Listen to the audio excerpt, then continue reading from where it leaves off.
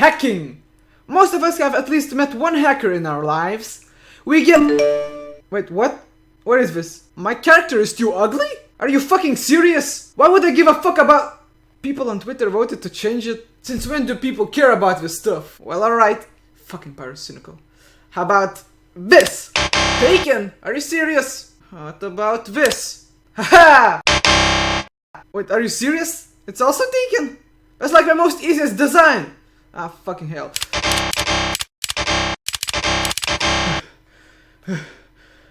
Well, okay. Let's Google an animal that hasn't been used before. Are you ready? Transformation Central! Transformation Central! Reformation Central! Reformation Central! Transmogrification Central! Fucking hell. Who fucking drew this crap? Oh, alright. That's what you get without a budget. Well then, let's start the video! Hackers! We get doxed, DDoSed, and I bet most of you already met a hacker in a video game, at least once. Because you're playing with your friends and you can't blame them. Then you notice your ping is normal, so you can't blame it on lag either. And you're sure the team has no smurf. So of course you're not losing because you're bad. It's hackers' fault. So you constantly have to complain to us about it! Excuse me. That competitive gamer blood is acting up again. I'll just take some pills after I'm done with this. Most people imagine that every hacker is doing this only to piss everyone off. Your kids are so yummy. But that's not how it all works, darling. Today we shall talk about hacker communities and the reasons they hack. Some people do want to have more than a regular user is supposed to gain out of the software or hardware. Just like a tinkerer who creates a bomb out of aluminum foil and a toilet cleaner. Today, me and my friend Chris are going to blow a bottle up. Hey, what's up, guys? It's scares. Oh wait, silly me, I just realized I thought you had to create a bomb. Well, as long as you use it only to smash famous YouTuber houses, we're alright. So, hackers get more out of everything we tinker with. Even it's hacking in gaming to achieve God mode and kill all of your teammates in a matter of seconds. If you wanna be having fun, you have to make a friend, you want your right. Or to access information limited by the government.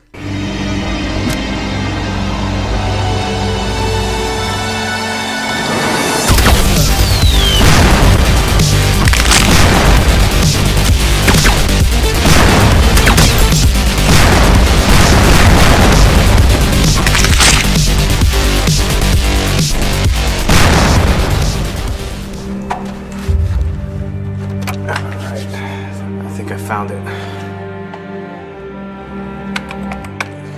Leak. Bingo.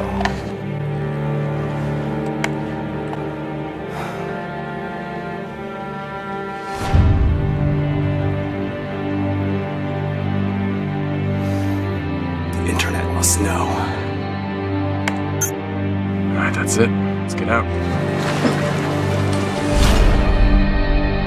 For hackers, there are no limits. It is forever improving self-taught skill. Hackers think that all of information is supposed to be accessible to a man free of charge. I want to know. I want to know. I can see. I can see. I can sing! No more! No! Fantastic. No! Hi guys, OneHopper20 here.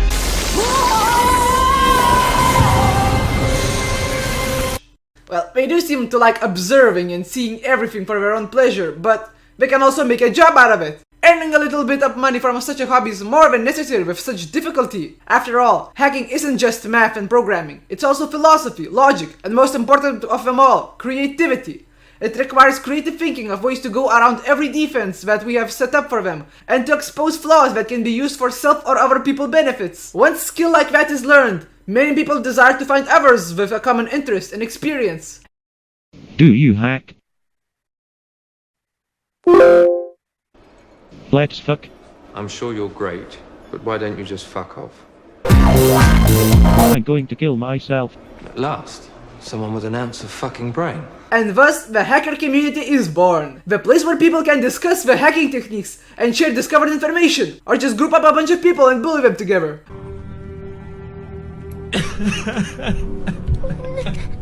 Well, like all communities, it can split into parts. The hacking community is mostly split because of its ethics into three main parts. The Black Hats, who violate the law for their own benefit or create viruses because of their own sadistic nature. The White Hats, who exist to counter the Black Hats. And finally, the virtually outcasted group, the Grey Hats, who don't side with neither with law nor with criminals. Some hackers like the Black Hats decide to use their hacking skills for illegal activities, such as stealing credit card information, faking documents, or breaking into many other things.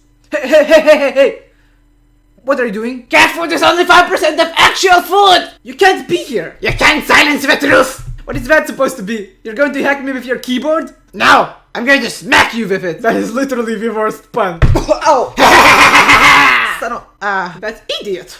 Yeah, those are the Black Hats. Their community, unlike White Hats, are made out of people in the virtual world who know that we won't ever meet each other, so the tension is constantly in the air. They all hurt other people for entertainment, so it's impossible in such community to have a friend for longer than a year you can trust. Mostly such people there just group up around a common enemy and disperse. Oh dear 483, I trust you with all my heart. You're the only friend I have. Same here, 8mycock812.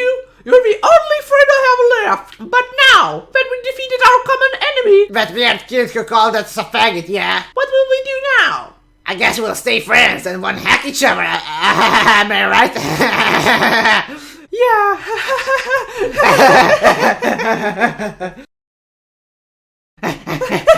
Such groups of people are barely allowed to call it community, since everyone in it is out for themselves. Communities are supposed to be places where everyone is sharing their knowledge and passion of a common interest, and here, people would hide their code from literally everyone just because they discovered it. But now, let us talk about the opposite of Black Hat community. The White Hats. Nailed it. They hack into the system the same way Black Hats do, but with permission. That way, they get paid for exposing ways Black Hats can get into the system, and then patch up that entrance. Basically, they're like lawyers, except less corrupt. They constantly share their knowledge with everyone on the forums, and help friends out like communities are supposed to, since their entire goal is to counter the black hackers, and of course, make some money and honor on the side. You self-righteous bastards. Then there's the Grey Hats. They don't exist neither on side of law, nor we deal damage to it. Yet they sometimes can break into the system just to prove that it's broken, and feel proud of such exposure.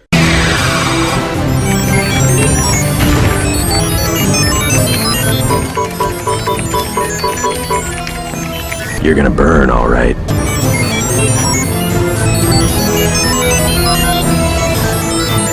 You gotta get out of here, dude. But I've got nerves of steel. I'm not big into books.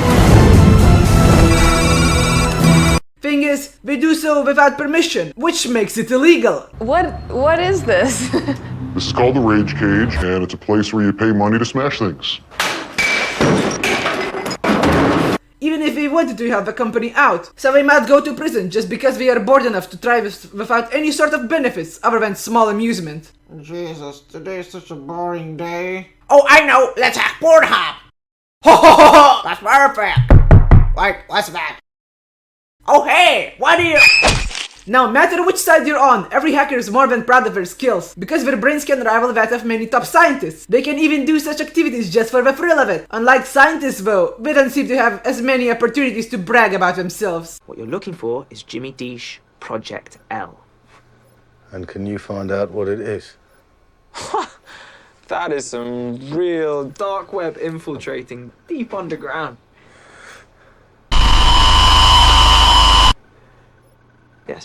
Yes, I can. Hackers also feel pride in hiding their tracks and fighting the government, which tries to protect its information from the public eye. They expose it to feel as if it did an impact upon the world, and also conquering some challenge that would go down in history. Basically, the typical freedom rebel fighter of the 90s stereotype on the internet forum. Oh, I'm a good old rebel, now that's just what I am. For this Yankee nation, I do not give a damn. I'm glad I fought again, I only wish we'd won. I ain't asked any pardon for anything I've done.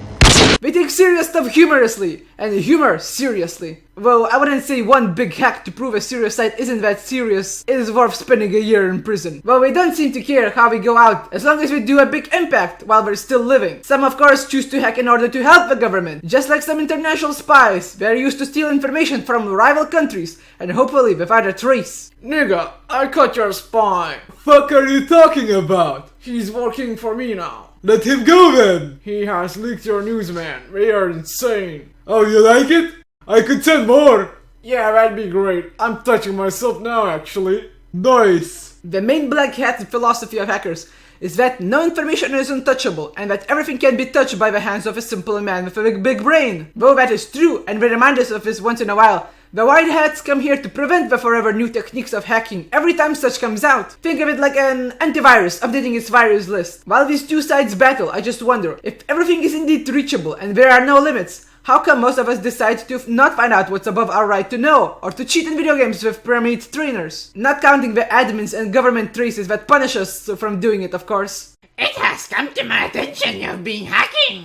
Oi, listen here, you fucking man. That fucking runt was smurfing. I just equaled the scale, bitch. It's not my fault you're a new pussy admin, bitch. I am not a pussy admin. I just uphold the law. Fuck are you talking about, pussy? What about that kid you blocked because he said you sound like 12? But I don't sound like 12. But you fucking do!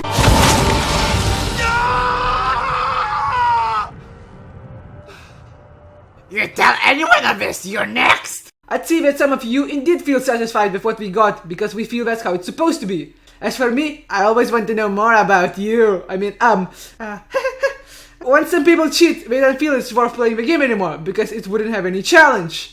As where for actual hackers, this isn't just about playing the game for entertainment. This hacking is the actual challenge, and it actually has a goal. They can earn money, fight corrupted governments, or protect people's private documents and information from the black hat harm. Hackers are united with a goal, and they do seem to share their passion towards reaching an intellectual perfection for a perfect unbreakable code, or breaking and proving that such codes are impossible to make. That sort of thing can truly be called progress. Even though there is no ending to it, every code improves with each generation. We build the wall, and someone will always try to climb it, hopefully falling to their deaths. Now before we go, let us use some cheats! Oh boy, oh boy, oh boy, oh boy, oh boy, oh boy, oh boy, oh boy, oh boy, oh boy, oh boy!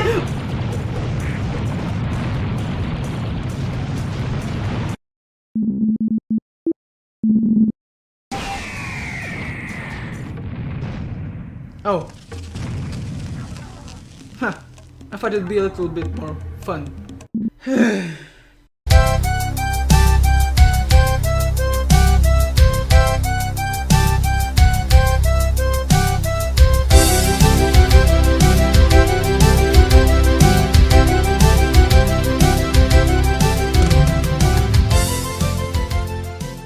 Today's video question comes from Tsiranek. Some may argue that the world would be a better place without ads. Someone only has to advertise because someone else is advertising. The argument is that a lack of competition would be ideal. Even though perfect equality and a struggle-free lifestyle for every single person would be great, it is ultimately achievable.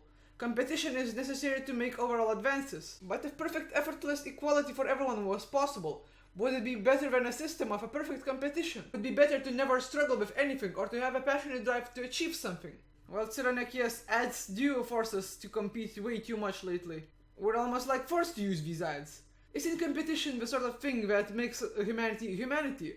It's what gives us the desire for progress. So yes, I guess ads are a spawn of our own nature, and we have to constantly compete no matter what. But I'd rather do that than become a creature incapable to think.